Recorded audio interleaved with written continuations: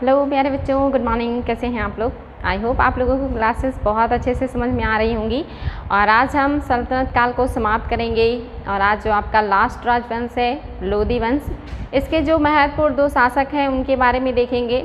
आप लोगों ने कल बहलोल लोदी के बारे में पढ़ा था। आज सिकंदर लोदी और जो लास्ट शासक हैं इब्राहिम लोदी के बारे में देखेंगे।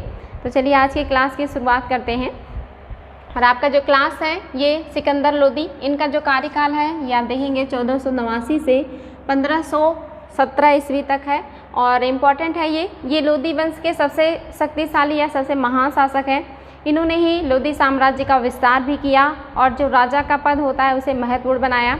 इसके पहले आपने देखा था कि जो बहलोल लोदी हैं उन्होंने अपने आप को कभी सिंहासन पर नहीं बैठाया या अपने आप को कभी राजा नहीं समझा। उन्होंने अपने सरदारों के समकक्ष ही अपने आप को रखा और सबको बराबर का अधिकार दिया या बराबर का व्यवहार किया।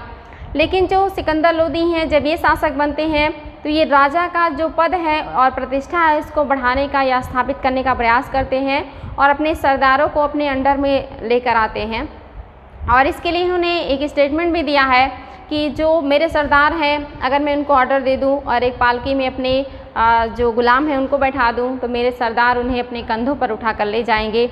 ये स्थिति अब राजा की हो गई है। और इन्होंने साम्राज्य विस्तार भी किया, बहुत सारे क्षेत्रों को इन्होंने वापस जीता और अपने साम्राज्य में मिलाया। इन्होंने एक महत्वपूर्ण वर्क किया है। आगरा जो नगर है इन्होंने ही बसाया था। एग्ज़ाम में क्वेश्चन बनता है कि आगरा नगर जो है उसको किसने बसाया था, तो ये सिकंदर लोदी ने ही इसको बसाया था। वेरी वेरी इंपॉर्टेंट है। इन्होंने वापस जौनपुर पर अधिकार किया, बिहार को भी जो है सल्तनत जो साम्राज्य है उसमें मिलाने का काम किया था। तो जो सिकंदर लोदी हैं अपने आप में काफ़ी महत्वपूर्ण है। ये कला और साहित्य के संरक्षक भी हैं। और इसके अलावा इन्होंने जो मुस्लिम धर्म की रूढ़ियाँ हैं या जो रूढ़िवादी विचारधारा है उसको भी दूर करने का प्रयास किया था। खास करके इन्होंने जो मुहर्रम का ताजिया निकलता है उसे बंद करवा दिया था। और जो महिलाएं पीर के और जो इस तरह के मतलब आध्यात्मिक लोग होते हैं उनके मज़ारों पर जाती थी उस पर भी रोक लगा दिया था सिकंदर लोदी ने। तो ये इम्पॉर्टेंट है, इनके बारे में देख लेते हैं क्या क्या बातें हैं। प्रारंभिक नाम इनका निजाम शाह था। इम्पॉर्टेंट है बच्चों, नाम याद रखेंगे। और इसने अफगान सरदारों के से समानता का जो व्यवहार था उसे त्याग दिया या ख़त्म कर दिया। सुल्तान को सर्वोच्च मानने के लिए बाध्य किया लोगों को। और इन्होंने स्वयं ही कहा है कि अगर मैं अपने सरदारों को जो हुक्म दे दूं और गुलामों को पालकी में बैठा दूं तो वो अपने कंधों पर उठा कर ले जाएंगे। इतनी ज़्यादा उनका जो है प्रभुत्व है। इसके अलावा इन्होंने जौनपुर को वापस साम्राज्य में मिला लिया था। इम्पोर्टेंट है, जौनपुर को इन्होंने वापस साम्राज्य में मिलाया है, जो कि इसके पहले आप देखेंगे बहलोल लोदी के शासनकाल में बहुत ज़्यादा उस पर अधिकार नहीं था। इसको उन्होंने पूरी तरह से अपने साम्राज्य में मिला लिया, इसलिए इम्पोर्टेंट है ये। इसके अलावा इन्होंने और भी कुछ क्षेत्रों को जीता है, जैसे कि आप देखेंगे जो बिहार का क्षेत्र है इसको भी सल्तनत साम्राज्य में मिलाया था। और इन्होंने कुछ राजपूत क्षेत्रों को भी जीत करके अपने साम्राज्य में मिलाने का प्रयास किया था। उस समय जो छोटे छोटे राजपूत राज्य थे उनको इन्होंने विजित किया और सल्तनत का जो साम्राज्य है उसमें मिलाने का प्रयास किया। इसके अलावा आप देखेंगे जो ग्वालियर का क्षेत्र है, ग्वालियर पर भी इन्होंने आक्रमण किया था। लेकिन आप देखेंगे सिकंदर लोदी क्या करते हैं, इसको शामिल नहीं कर पाते हैं, ये उनके साम्राज्य में नहीं शामिल हो पाता। जो ग्वालियर का किला है काफ़ी मजबूत था और इसको जीत पाना आसान नहीं होता था, या बहुत कम शासक ही ग्वालियर के किले को विजिट कर पाए हैं, तो ये भी विजिट करने में असफल रहते हैं। इंपॉर्टेंट है बच्चों। इसके अलावा आप देखेंगे आगरा नामक इन्होंने नगर बसाया था। वेरी वेरी इंपॉर्टेंट है, ये बहुत ज़्यादा एग्जाम में आता है। और इसको इन्होंने अपनी राजधानी भी बना दी थी। और यहाँ पर इन्होंने एक किला बनाया था जिसका नाम बादलगढ़ का किला था, यानी कि इस किले का नाम इन्होंने बादलगढ़ का किला रखा था, इसलिए इम्पॉर्टेंट है किला। और 1506 में इन्होंने इसको अपनी राजधानी बना ली थी, यानी कि दिल्ली से जो राजधानी है इन्होंने स्थानांतरित कर दिया था आगरा को। और ये कब किया था, तो 1506 में किया था। और इसके पहले इन्होंने किले का निर्माण किया और जो है नगर बसाया था। तो वेरी वेरी इंपॉर्टेंट है ये। आगे चल के आप देखेंगे मुगल काल में काफ़ी महत्वपूर्ण हो जाएगा और अकबर जो है यहाँ पर किले का निर्माण कराएंगे। और आगे चल के जो अकबर हैं वो अपनी राजधानी आगरा से फतेहपुर लेकर के चले जाएंगे। तो ये राजधानी परिवर्तन जो है होता रहता है, लेकिन जो दिल्ली है ये काफ़ी दीर्घ समय तक जो है मुगलों की राजधानी बनी रहती है। आगे है इन्होंने क्या किया है, और इन्होंने गुप्तचर विभाग को सशक्त बनाया है, यानी कि इनके शासनकाल में जो गुप्तचर विभाग है वो काफ़ी सशक्त है, काफ़ी अच्छे से वर्क कर रहा था।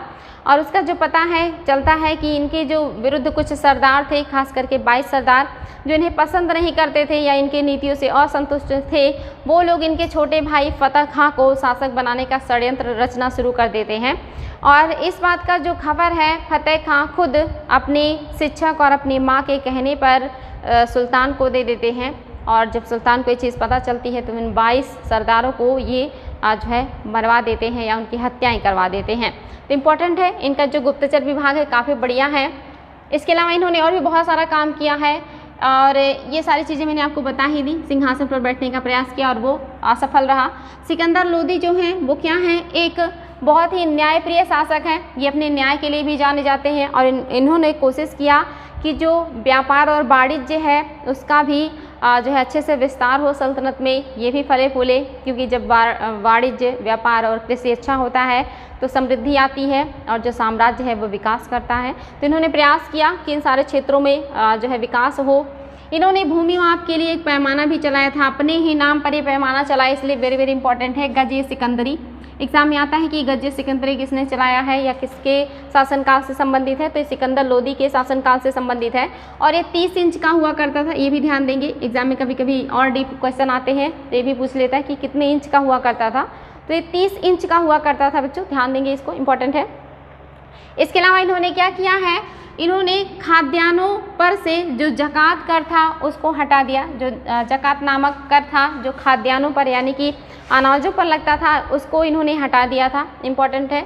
और इसके अलावा इन्होंने और भी कुछ काम किए हैं, जैसे आप देखेंगे धार्मिक दृष्टिकोण से सिकंदर जो है वो असहिष्णु है, यानी कि सभी धर्मों को समान रूप से नहीं देखते हैं या नहीं पसंद करते हैं। राजकीय जो संरक्षण है ये सारे धर्मों को इनके शासनकाल में नहीं मिलता है और इसी को आप कहेंगे असहिष्णुता। जब हम किसी धर्म के प्रति हमारी जो सहनशीलता है, जो उदारता है वो ख़त्म हो जाए और हम किसी एक धर्म को संरक्षण दें और बाकियों को हम डिस्टर्ब करें या उसे नष्ट करने का काम करें तो उसे असहिष्णु कहा जाता है। और वो व्यक्ति या वो शासक जो सभी धर्मों को समान रूप से देखता है, सभी धर्मों को संरक्षण देता है और किसी को डिस्टर्ब नहीं करता, सारे धर्म उसके शासनकाल में फलते हैं फूलते हैं, तो उसे सहिष्णु कहा जाता है। और हमारे इतिहास में 2 शासक जो है सबसे ज़्यादा प्रसिद्ध हैं इस कार्य के लिए। हालांकि भारत में जो शासक हुए हैं उसमें बहुत कम ही शासक हैं जो असहिष्णु थे। मोस्टली या हमारे यहाँ की धरती और संस्कृति और सभ्यता का इतना बढ़िया प्रभाव है कि हमारे यहाँ के जो शासक हैं वो मोस्टली सहिष्णु हुए हैं, चाहे वो किसी भी धर्म से संबंधित हो। और अकबर और अशोक का नाम तो इसी क्षेत्र में सबसे ज़्यादा ऊपर लिया जाता है। इन्होंने अपने शासनकाल में सभी धर्मों को संरक्षण दिया और किसी को प्रताड़ित नहीं किया है। और ये हमारी संस्कृति की बहुत ही बेहतरीन विशिष्टता है कि हमारे यहाँ इस तरह की क्रूरता वाले कार्य राजाओं के द्वारा कम किए गए हैं। जिस तरह के क्रूरता वाले कार्य आप देखेंगे विदेशी शासकों के द्वारा किए जाते थे, ऐसा कार्य हमारे यहाँ नहीं देखने को मिलता है या बहुत कम देखने को मिलता है। आप देखेंगे हमारा जो देश है ये प्राचीन काल से लेकर के आज तक जिन लोगों को दूसरी जगह से भगाया गया, उन्हें प्रताड़ित किया गया, उनके साथ अत्याचार हुआ, उनका शरण स्थली रहा है। आपने देखा है एंशिएंट काल में किस तरह से ईरानियों को भी हमने जो है अपने यहाँ पूरा जो है एक तरीके से संरक्षण दिया। इसके अलावा आपने देखा शकों ने आक्रमण किया और उन्होंने बहुत सारे क्षेत्र पर अधिकार किया और वो यहीं पे बस गए, यहीं पे रहे, वापस नहीं गए। इसके बाद कुषाणों का आक्रमण हुआ और वो भी हमारे क्षेत्र में रह गए, बस गए, वापस नहीं गए। इसके बाद आपने देखा मंगोलों के भय से मध्य एशिया के बहुत सारे लोग अपनी जान बचा करके भारत में शरण लेने पहुंच गए थे और उन्होंने भी भारत में रहना पसंद किया क्योंकि हमारे यहाँ के जो राजा हैं वो अच्छे हुआ करते थे। ये यहाँ का जो इन्वायरमेंट है इतना बुरा नहीं था। आपने ये भी देखा कि जो मध्यकालीन भारत है इसमें बहुत सारे मंगोलों ने भी दिल्ली के पास रहना पसंद किया। और इसके अलावा आप देखेंगे कि आधुनिक भारत में जो हिटलर का टाइम आता है तो हिटलर बहुत सारे यहूदियों को जब मार के भगाते हैं जर्मनी से तो वो भी भारत में आकर के बसते हैं। आप और भी ज़्यादा जो है आधुनिक चीज़ें में जानना चाहेंगे तो आप देखेंगे बांग्लादेश से बहुत सारे जो मुस्लिम भाइयों को जो है मार करके भगाया गया था और इंदिरा गांधी के शासनकाल में उनको भी भारत में बहुत ज़्यादा संरक्षण और सहायता मिला था। इसके अलावा आप देखेंगे जो म्यांमार है, वहाँ के जो रोहिंग्या मुस्लिम हैं, उनको भी जब वहाँ से भगाया गया तो उन्होंने भारत में संरक्षण पाया था।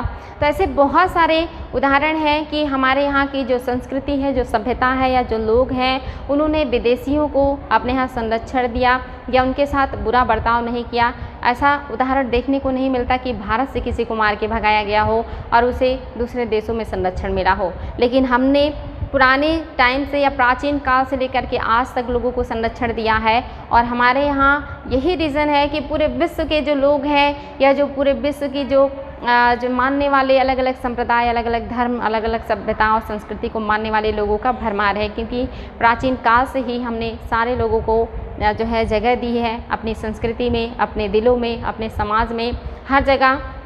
हालांकि अब थोड़ी सी प्रॉब्लम्स हो रही है क्योंकि जनसंख्या बहुत बढ़ रही है, तो ऐसे में हमारे यहाँ के लोगों को प्रॉब्लम हो रही है। अब हर चीज़ पे दबाव बढ़ रहा है, तो अब लोगों को सोचना पड़ रहा है कि हमें भी अब रोक लगाना चाहिए जो लोग विदेशों से आ रहे हैं। लेकिन ये तो सही है कि अगर किसी के पास रहने की जगह ना हो और कहीं जगह मिल जाए तो उसके लिए बहुत बड़ी बात होती है। तो नेचर करे कि ये स्थिति अच्छी बनी रहे और जो भी हमारे यहाँ आए हम उसे अपने यहाँ जगह दे पाएँ और इतना हमारे यहाँ नेचुरली जो है चीज़ें उपलब्ध हों या हमारे यहाँ जो संसाधन है वो इतना प्रचुर हो कि हम हर किसी की मदद कर सकें जैसे आज तक हम करते आए हैं। तो ये हमारे लिए बहुत गौरव की बात है कि हमारे यहाँ के जो शासक रहे हैं, बहुत कम शासक थे जो जनता के साथ बहुत क्रूर व्यवहार करते थे। मोस्टली जो शासक थे बहुत उदार थे और बहुत अच्छे थे और पूरे विश्व में शायद इस तरह की उदारता का मिसाल नहीं मिलता है कि जो मुस्लिम शासक हो और वो सारे धर्मों को इतना ज़्यादा सम्मान दे या उनको भी समान रूप से फलने फूलने दे जैसे अकबर, और कोई ऐसा हिंदू शासक या बौद्ध धर्म का मानने वाला और कहीं नहीं होगा जैसा कि आप देखेंगे अशोक। तो ऐसे बहुत सारे उदाहरण हैं भारत में। भारत अपने आप में बहुत ही विशिष्ट है, तो उसकी तो कितनी भी तारीफ करें कम है।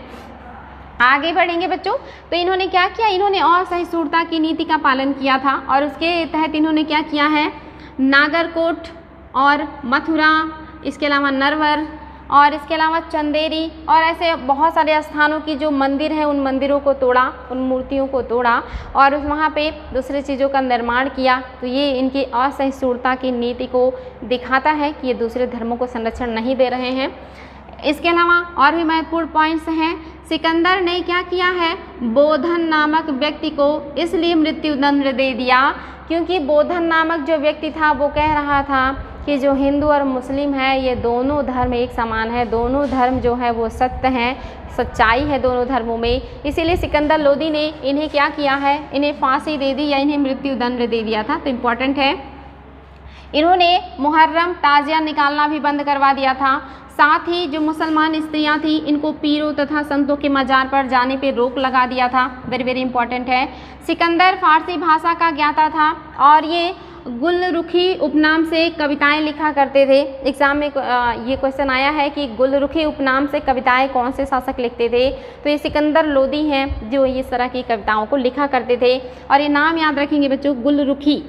आगे है, इन्होंने क्या किया है, मस्जिदों को सरकारी संस्थाओं के रूप में शिक्षा का केंद्र बनाने का प्रयास किया। इन्होंने प्रयास किया कि जो मस्जिद है उसे क्यों ना शिक्षा के केंद्र के रूप में स्थापित कर दिया जाए, जहाँ पे जो बच्चे हैं वो जाकर के पढ़ाई करें, क्योंकि ये किसी काम का नहीं है और यहाँ पे जो है फालतू का काम होता है। इस तरह के इनके सोच है। मुस्लिम शिक्षा में सुधार के लिए इन्होंने क्या किया है, विदेशों से विशेषज्ञ बुलाया है, शेख अब्दुल्ला और शेख अजीजुल्ला, और इनसे जो है कहा कि जो मुस्लिम शिक्षा है, जो मुस्लिम शिक्षा प्रणाली है, इसमें क्या सुधार किया जा सकता है, आप हमें उसके बारे में परामर्श करें। तो ये काम भी किया है सिकंदर लोदी ने। इम्पॉर्टेंट है बच्चों।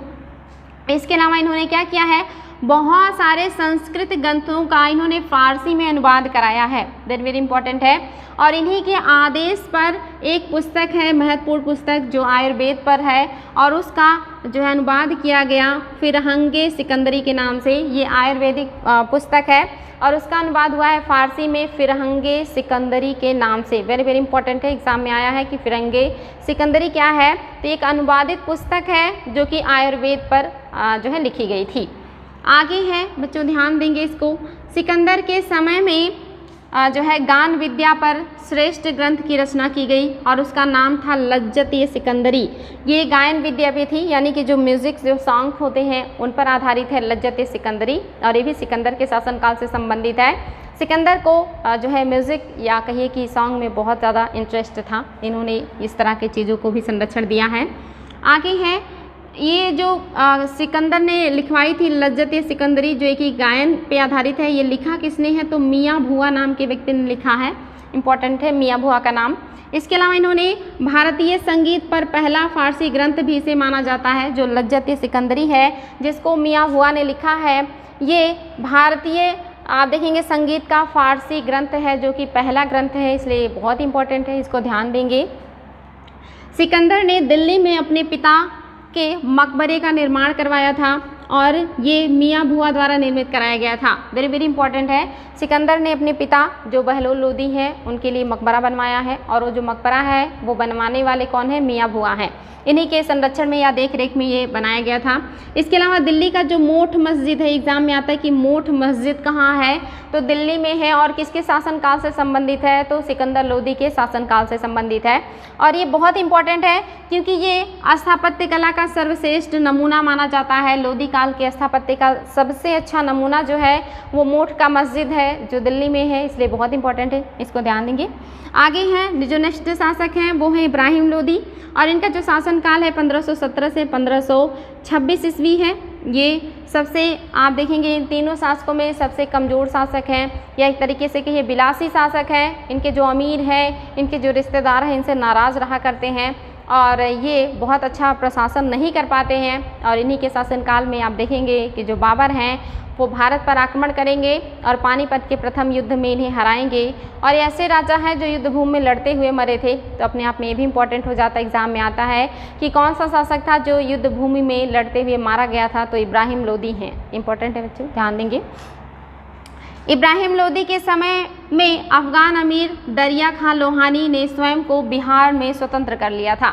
यानी कि जो दरिया खां लोहानी है बिहार में इनका अपना काम चल रहा था, ये सरदार थे वहाँ के, लेकिन इन्होंने वहाँ के जो जागीरें हैं उसको स्वतंत्र करके वहाँ शासक के रूप में अपने आप को स्थापित कर लिया था।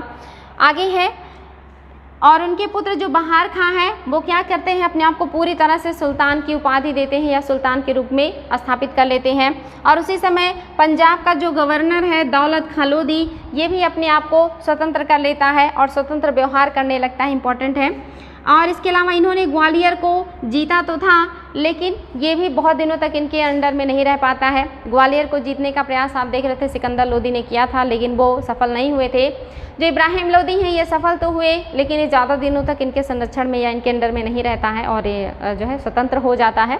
और इन्हीं के समय में आप देख रहे हैं कि जो बिहार है, जो पंजाब का क्षेत्र है, यहाँ के जो गवर्नर हैं वो अपने आप को स्वतंत्र कर रहे हैं और अपने आप को शासक घोषित कर रहे हैं। इसका मतलब इनका जो प्रशासन है या जो इनका सैन्य नेतृत्व है वो बहुत अच्छा नहीं है, जिसकी वजह से इस तरह की प्रॉब्लम हो रही है। आगे है इनका युद्ध मेवाड़ के शासक के साथ भी हुआ था। ये एग्जाम में बहुत ज़्यादा आता है। मेवाड़ के जो शासक थे वो राणा सांगा थे, और ये जो युद्ध हुआ है ये 1518 में, ये डेट वेरी वेरी इंपॉर्टेंट है। और युद्ध का नाम है घटोली। ये एग्जाम में आता है कि घटोली का युद्ध किसके किसके मध्य हुआ था, तो इब्राहिम लोदी और राणा सांगा के मध्य हुआ था। घटोली का युद्ध हुआ कब था, तो 1518 में हुआ था, इसलिए डेट और पर्सन दोनों याद रखेंगे। और युद्ध का नाम भी वेरी वेरी इंपॉर्टेंट है, जिसमें आप देखेंगे जो राणा सांगा है उन्होंने इब्राहिम लोदी को पराजित भी कर दिया था, इसलिए ये और भी इम्पोर्टेंट है। इब्राहिम लोदी के व्यवहार से दुखी होकर उनके चाचा आलम शाह ने सिंहासन पर अपना दावा प्रस्तुत किया। आलम शाह ने कहा कि आपसे काम नहीं हो रहा है, आप सिंहासन छोड़ दीजिए और सिंहासन का काम हम देखेंगे या जो साम्राज्य है उसे हम संभालेंगे। लेकिन इब्राहिम लोदी इसके लिए तैयार नहीं होते और जो शाह आलम है इन्हें जो है अपने साम्राज्य से निकाल देते हैं और ये गुजरात के एक दूसरे शासक के यहाँ जाकर के शरण लेते हैं। और वहाँ से ये जो बाबर हैं उनको पत्र लिखते हैं कि आप आइए और भारत पर आक्रमण कीजिए। इसके अलावा ये काबुल में बाबर से मिलने भी जाते हैं, इसीलिए इम्पॉर्टेंट है। माना जाता है कि इन्होंने बाबर को न्योता दिया था और राणा सांगा को भी कहा जाता है कि उन्होंने भी बाबर को भारत में बुलाया था। तो इसलिए दो पर्सन हैं जिन्होंने बाबर से संपर्क किया था भारत पर आक्रमण करने के लिए, यानी कि इन्होंने सहायता की अपील की थी और ये काबुल भी गए थे। इनके विरुद्ध पंजाब के गवर्नर दौलत खां ने भी विद्रोह किया और अंततः 12 अप्रैल, डेट याद रखेंगे बच्चों, कब हुआ था पानीपत का प्रथम युद्ध, तो 12 अप्रैल 1526 ईस्वी को बाबर तथा इब्राहिम लोदी के मध्य पानीपत का प्रथम युद्ध हुआ। बाबर के योग्य सेनापतित्व श्रेष्ठ युद्ध प्रणाली और तोपखाने की वजह से बाबर की विजय हुई।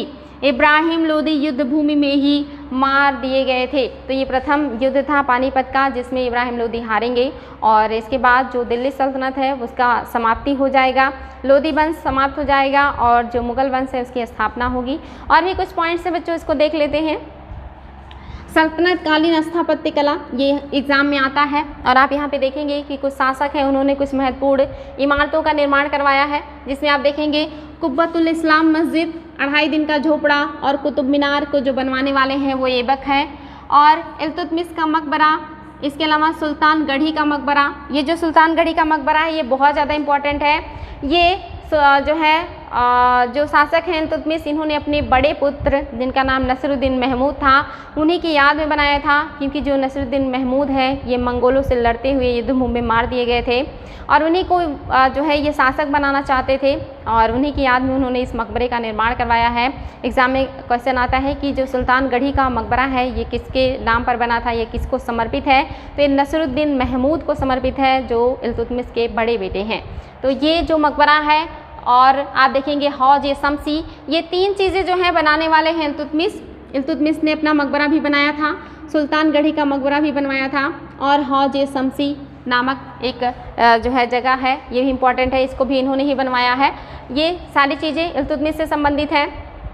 बलबन का मकबरा, और ये जो मकबरा है ये बलबन ने बनवाया है, इम्पॉर्टेंट है, इन्होंने अपना मकबरा खुद बनवाया है। इन्होंने ज़्यादातर स्थापत्य निर्माण नहीं किया है, इसलिए इम्पॉर्टेंट है, एक ही स्थापत्य है बलबन का मकबरा। इसके अलावा ऊखा मस्जिद, और जो ऊखा मस्जिद बनाने वाले हैं ये हैं मुबारक शाह खिलजी। मुबारक शाह खिलजी ने भी एक ही जो है बनाया है, इसलिए बहुत ज़्यादा इम्पॉर्टेंट है ऊखा मस्जिद, वेरी वेरी इंपॉर्टेंट। आगे है अलाई दरवाज़ा, हजारिस्तून और जमात खाना मस्जिद, हौज अलाई, सीरी किला। ये तो बहुत ही ज़्यादा इम्पॉर्टेंट है, इसका एक एक जो नाम है आप लोगों को याद होना चाहिए। ये अलाउद्दीन खिलजी ने सारी चीज़ें बनवाई हैं। अलाई दरवाज़ा भी बनाया है।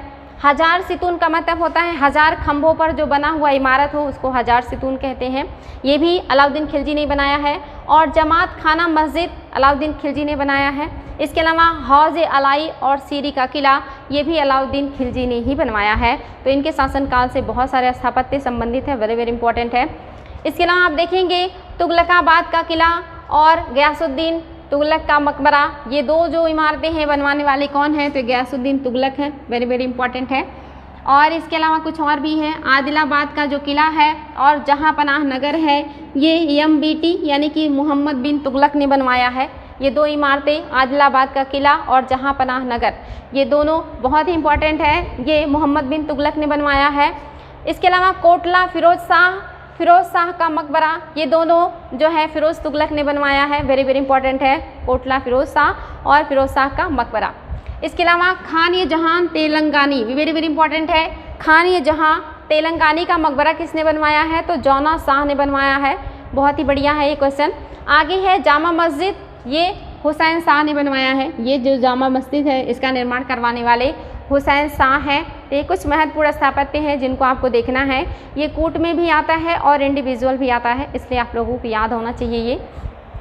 आगे है सल्तनत प्रशासन के महत्वपूर्ण विभाग एवं अधिकारी, कुछ यहाँ पे विभाग हैं और अधिकारी हैं, ये भी ज़्यादातर कूट में क्वेश्चन आने लगे हैं, तो इसको आपको ध्यान देना है। जिसमें आप देखेंगे एक जो विभाग है या अधिकारी का जो आप देखेंगे जहाँ पे लोग बैठ करके डिस्कस करते हैं सभा जैसे, इसको कहा जाता था वकील ये दर। और ये जो वकील ये दर था ये क्या करता था, पूरे महल और राज परिवार का जो है सुरक्षा का उत्तरदायित्व वकील ये दर के ऊपर होता था, वेरी वेरी इंपॉर्टेंट है। तो जो राजा है उनका जो महल है उसकी सुरक्षा का कौन करता है, या जो राज परिवार के लोग हैं उनकी सुरक्षा का उत्तरदायित्व किसके ऊपर है, तो वकील ये दर के ऊपर होता था, वेरी वेरी इंपॉर्टेंट है।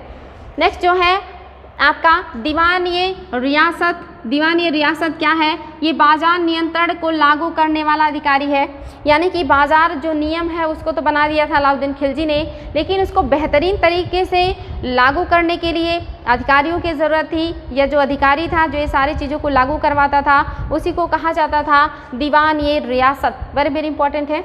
इसके बाद एक और है मजलिस ए खलवत। मजलिस ए खलवत क्या है, ये यहाँ पे जो राजा हैं यहाँ पे अनौपचारिक लोगों से मिलते थे। अनौपचारिक लोगों में आप जानते हैं मित्र होते हैं, रिश्तेदार होते हैं, विद्वान होते हैं, या ऐसे लोग जो राजा के बहुत करीबी होते हैं। तो आप इसमें देखेंगे मित्र, परामर्शदाता, विद्वान, इनसे विचार विमर्श करता है राजा, यानी कि यहाँ पर्सनल लोग होते हैं जिनसे राजा विचार विमर्श किया करते हैं, और इसको कहा जाता था मजलिस ए खलवत।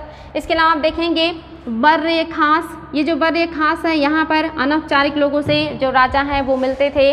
और इसमें आप देखेंगे मलिक, जो महत्वपूर्ण मलिक हुआ करते थे, महत्वपूर्ण जो अमीर हुआ करते थे, जितने भी महत्वपूर्ण अधिकारी थे उन सब से जो मिलने का काम करते थे और डिस्कशन करने का जो काम करते थे राजा लोग, ये करते थे बर्र खास में। तो वेरी वेरी इंपॉर्टेंट है बच्चों, ये आ सकता है कि बर्र खास क्या है। तो राजा यहाँ पे अपने अनौपचारिक जो लोगों से मिलते थे, या कहिए कि यहाँ पर उनके प्रशासनिक अधिकारी हुआ करते थे। इसके अलावा आपका एक और भी है, आप देखेंगे इसको दीवान ए वकूफ़। दीवान ए वकूफ़ क्या है? तो ये व्यय के कागजातों की जांच करने वाला है दीवान ए वकूफ़। सल्तनत काल में ये भी विभाग हुआ करता था जो व्यय के कागजातों की देख रेख करते थे। इसके अलावा आप देखेंगे खनीज, ये क्या है? खजीन। तो खजीन क्या है? ये क्या है? खजांची भी इसको कहा जाता है। कोषाध्यक्ष है, यानी कि जो कोष का देख रेख करेगा वो क्या कहेगा? खजीन कहलाता था सल्तनत काल में। इसके अलावा मुसरिफ ये मुमालिक। मुसरिफ ये मुमालिक कौन था? ये महालेखाकार था, जो सारी चीज़ें लिखने का काम करता था वो कौन करता था? ये मुसरिफ ये मुमालिक करता था। वेरी वेरी इंपॉर्टेंट है। इसके अलावा आप देखेंगे मजूमदार। ये मजूमदार क्या करते थे? ये आय व्यय का हिसाब रखने वाला व्यक्ति था। मजूमदार जितना भी आय व्यय होता था उसका लेखा जोखा करता था या उसका हिसाब रखता था। इसके अलावा मुस्तौफी ये मुमालिक, ये क्या है? ये लेखा परीक्षक हैं, यानी कि जितनी भी लिखित जानकारी है, जो लिखित चीज़ें रखी हुई है, दस्तावेज, उनका परीक्षण कौन करेगा? तो ये परीक्षण करने वाला जो अधिकारी है ये मुस्तौफी ये मुमालिक कहलाता था। वेरी वेरी इंपॉर्टेंट है बच्चों। मुसरिफ ये मुमालिक ये लिखने का काम करेगा, लेकिन उसका परीक्षण कौन करेगा? तो मुस्तौफी ये मुमालिक। तो ये ध्यान देंगे, ये सारी चीज़ें बहुत इंपॉर्टेंट है। इसके अलावा कुछ और भी विभाग हैं और अधिकारी हैं जिनको हमें देखना है, जिसमें आप देखेंगे दीवान ए बंदगाह। जो दीवान ए बंदगाह है, मैंने इसके पहले भी बताया था, ये दासों का विभाग है, यानी कि दासों की देखभाल करने वाला, उनकी ज़रूरतों को पूरा करने के लिए जो विभाग बनाया गया था उसे दीवान ए बंदगान कहा जाता था। और इसका निर्माण करने वाले कौन है? तो इसको निर्माण किया था फिरोज़ तुगलक ने। वेरी वेरी इंपॉर्टेंट है, ध्यान रखेंगे। राजा का नाम और विभाग का नाम, और किससे संबंधित है? तो दासों से संबंधित है। इसके अलावा आप देखेंगे दान ए खैरात। ये क्या है? ये जो गरीब मुस्लिम होते थे उनको मदद करने के लिए, खास करके जो लड़कियां होती थी उनकी शादी के लिए जो शासक हैं वो मदद किया करते थे। और इसका जो गठन है किसने किया है? दीवान ए खैरात का, तो ये भी फिरोज़ तुगलक ने किया है।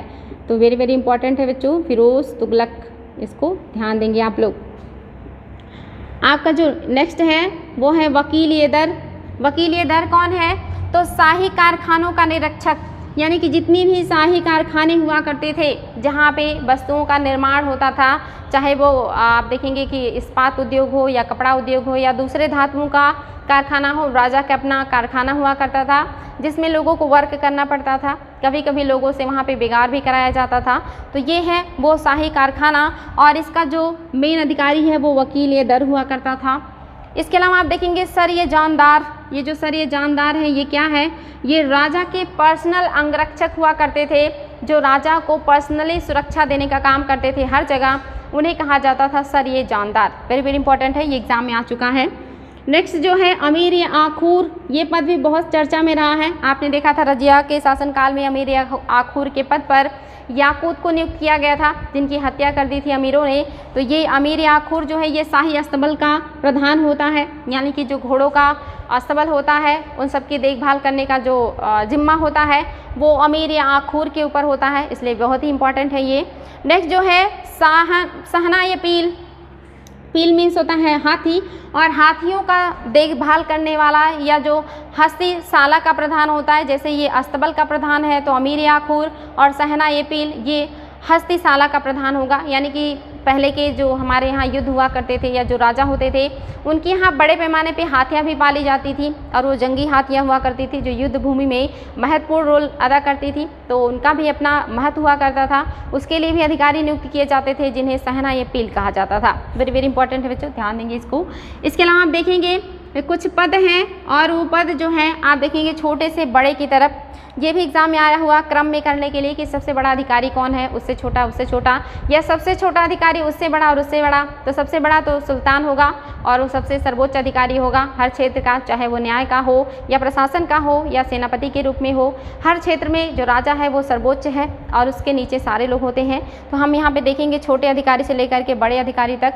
तो आप देखेंगे 10 सरखेल बराबर कितना होता है, 1 सिपह सालार, यानी कि 1 सिपह सालार के अंदर 10 सरखेल हुआ करते हैं और ये एक मानक है। इसके अलावा आप देखेंगे 10 सिपह सालार का मतलब होता है 1 अमीर, यानी कि 1 अमीर के अंदर 10 सिपह सालार हुआ करते थे। और 10 अमीर बराबर 1 मलिक, यानी कि 1 मलिक के अंदर 10 अमीर काम किया करते थे। और 10 मलिक बराबर आप देखेंगे 1 खान, यानी कि 1 खान के अंदर 10 मलिक काम किया करते थे।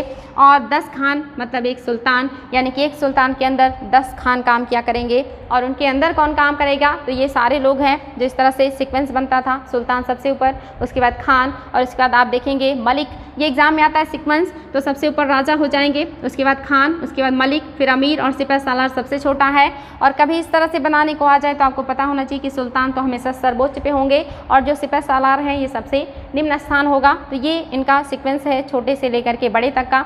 ये वेरी वेरी इंपॉर्टेंट है, ये नेट में भी आया हुआ है और ये पीसीएस में भी आ चुका है, इसलिए इसको ध्यान देना है। कुछ और भी महत्वपूर्ण हैं जिनको हमें देखना है। सल्तनत कालीन में जो शासन है, यहाँ पर आप देखेंगे तोपों का निर्माण तो नहीं हुआ था, लेकिन उसी के प्रकृति जैसी बहुत सारी चीज़ों का निर्माण हमारे देश में हो चुका था, जिसका उपयोग युद्ध के क्षेत्र में बड़े पैमाने पर किया जाता था। जिसमें आप देखेंगे जो पहला है ये है कुशकंजीर। ये कुशकंजीर क्या है, तो ये तोप का प्रारंभिक रूप है, यानी कि जो आधुनिक तोप है इसका प्रारंभिक जो रूप था, जो शुरुआत में बहुत बढ़िया नहीं था, उसको उस समय उपयोग किया जाता था युद्ध क्षेत्र में, जिसको कुशकंजीर कहा जाता था। इसके अलावा आप देखेंगे अर्रादा। ये अर्रादा एग्जाम में आ चुका है कि अर्रादा क्या था, तो ऑप्शन में वहाँ पे दे दिया था पत्थर फेंकने वाली मशीन, तोप का प्रारंभिक रूप, गुलेल। तो यहाँ पे आपको ये चीज़ें भी याद होनी चाहिए कि अर्रादा क्या है, तो ये पत्थर फेंकने की मशीन हुआ करती थी।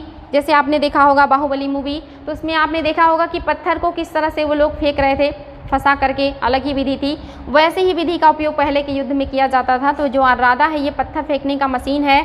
इसके अलावा आप देखेंगे चरख। चरख क्या है, ये शिला प्रक्षेपण मतलब जो है प्रक्षेपास्त्र है।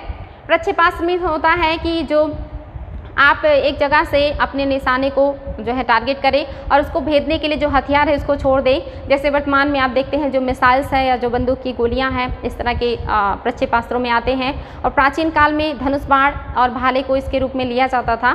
तो इस तरह से भी बनाया जाता था, जिसमें बड़े बड़े जो शिलाखंड हुआ करते थे ये बहुत बड़े हुआ करते थे। इनको जब फेंका जाता था तो बहुत बड़े पैमाने पर लोगों को क्षति होती थी, तो उसके लिए भी बनाए गए थे, जिसको चरख कहा जाता था। इसके अलावा फलाखून। जो फलाखून क्या है, ये गुलेल है। ये भी पहले हथियार के रूप में उपयोग किया जाता था। खास करके जो हमारी जनजातियां हैं ये अंग्रेज़ों से लड़ने के लिए गुलेल और तीर धनुष जैसी चीज़ों का बहुत ज़्यादा उपयोग करते थे। तो गुलेल भी अपने आप में बढ़िया अस्त्र था लोगों का, जिससे वो घायल कर दिया करते थे लोगों को।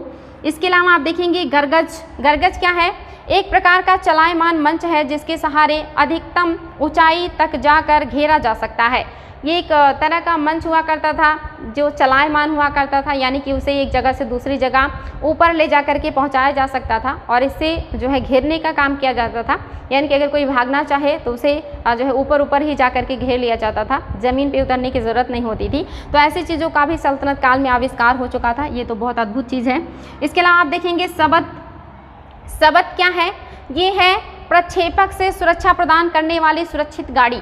यानी कि अगर कोई चीज़ राजा के ऊपर किले से फेंकी जा रही है तो उससे राजा को सुरक्षा कैसे मिलेगा। अगर उसे किले के दरवाजे तक जाना है तो उसके लिए उसे एक सुरक्षित चीज़ की ज़रूरत होती थी, और वो जो सुरक्षित चीज़ होती थी उस समय सबत कहा जाता था। ये राजा की मदद करती थी किले के दीवार तक पहुंचने के लिए या किले के दरवाजे तक पहुंचने के लिए। अगर इस पर किसी चीज़ से प्रहार किया जाता था तो राजा उसके पीछे छिप करके अपने आप को सुरक्षित कर लिया करते थे।